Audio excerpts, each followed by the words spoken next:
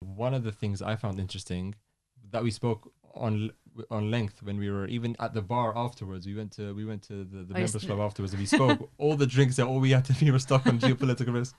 We were funny then. Uh, you mentioned even when we spoke the difference between the reality of business and investment and perhaps new generations of family office investors looking to more ethical, more impact investing strategies. Mm-hmm. And you mentioned that in theory these sound great, Mm-hmm. but like communism, they don't work in practice, I guess, right?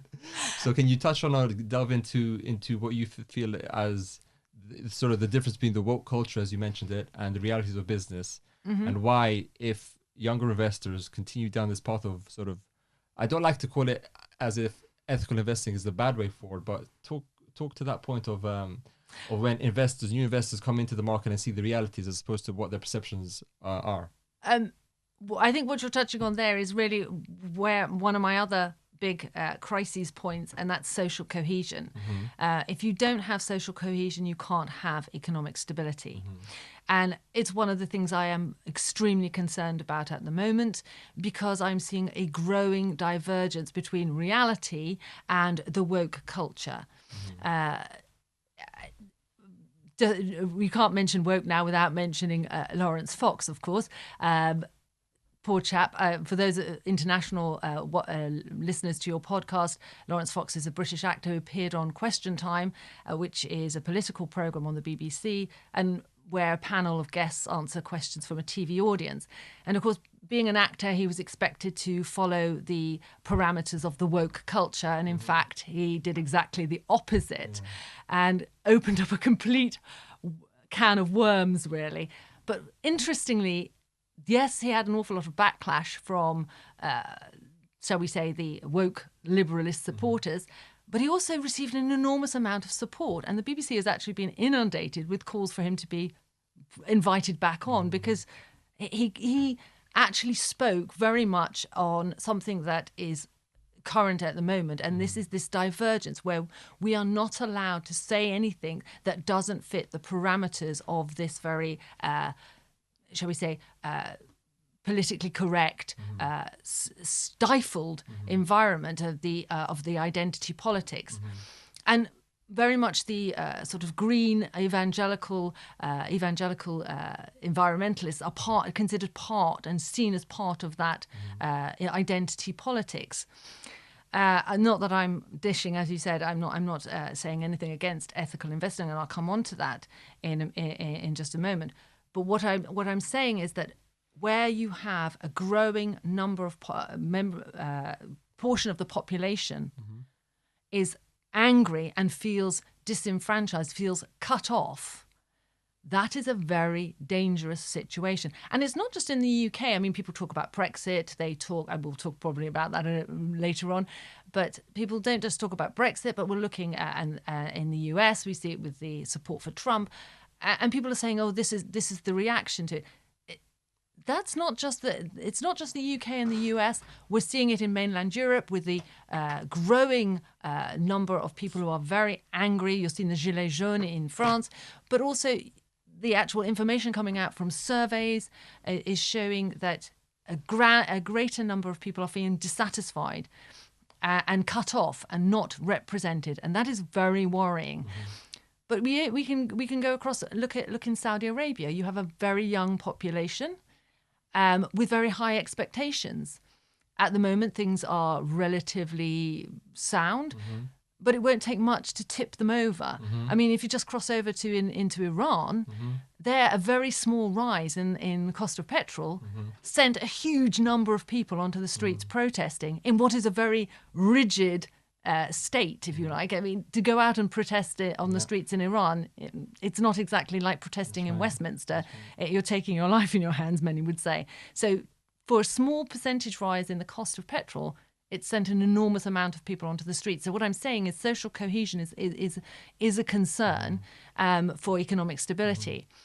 Coming back to the UK, where and globally, where I see the problem is that for investment is we've been very much concentrating on ESG, the environmental, social impact.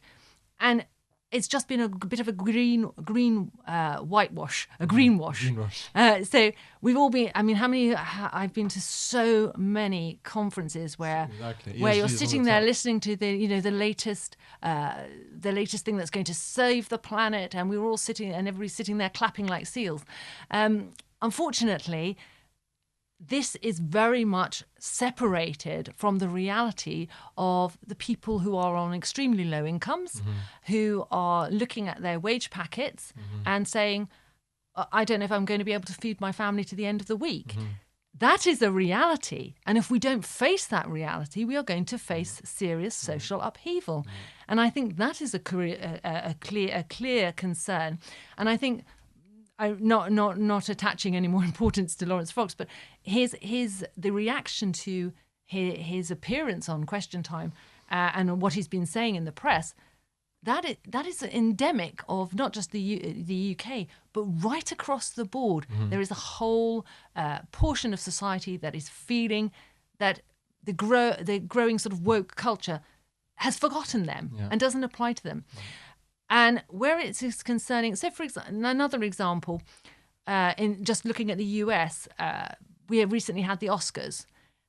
Viewing figures were quite appalling, but most people are switching on just to see the dresses and people arriving, and then they switch off because they don't want to be lectured anymore. They've had enough of these people lecturing them. And go back to my example, you have somebody like Jane Fonda who's saying, all my diamonds and gold are ethically sourced. Well, good for you. Yes, great.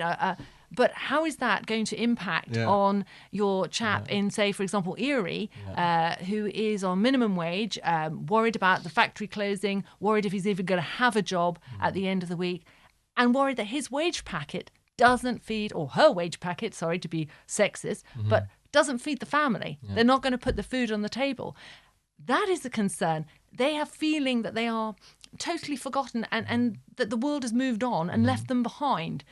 You cannot keep going with that sort of level of unrest because it will spill over. But isn't and as we see the economic impact from other criteria, such as the coronavirus hitting companies, and so we're going to see job losses, we're going to see bankruptcies. That is another thing that's going to stir up this populace that already feels left out. So I'm concerned. So when I look at investment now, I'm seeing far more of a move towards social impact and measurable social impact. So how is this investment going to improve the lives of those people I've been talking about, the people on minimum wage who are worried about what's going to happen next week, not what's going to happen in 100 years with whatever climate change is going to happen. It's not impacting on them. Isn't this just an outcome of capitalism? Surely you have a situation where capital will be concentrated in the hands of a few, and those who work will be left out. And because it's so global now, we see this just expanding everywhere. So these attempts by the liberal side of society, I mean, what could they do apart from talking? You know, they, even if they donated their diamonds and jewelry to charity, I mean, apart from that, what else would you expect from them apart from just talk? You know? Well, I would expect them to have a little bit more of an idea of what reality of what most people, the reality of the lives of most people, don't go around dripping in gold and diamonds. So I think to have, especially in the current economic climate, where we are seeing certain unrest and certainly a growing number of populace very feeling uncertain about the future. I think now is the time for such people to maybe step back and start being a little less vocal in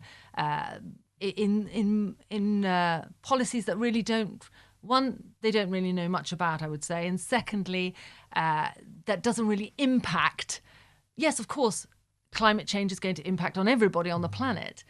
But at the same time, if you're worried about feeding your family to the end of the week, whether the temperature of the planet is going to rise by 4 degrees in the next 50 years is not really. It's not going to be the first in the forefront of your mind. And I think that's where the problem is, because what I'm saying is that in terms of these people need to have more of an idea of reality.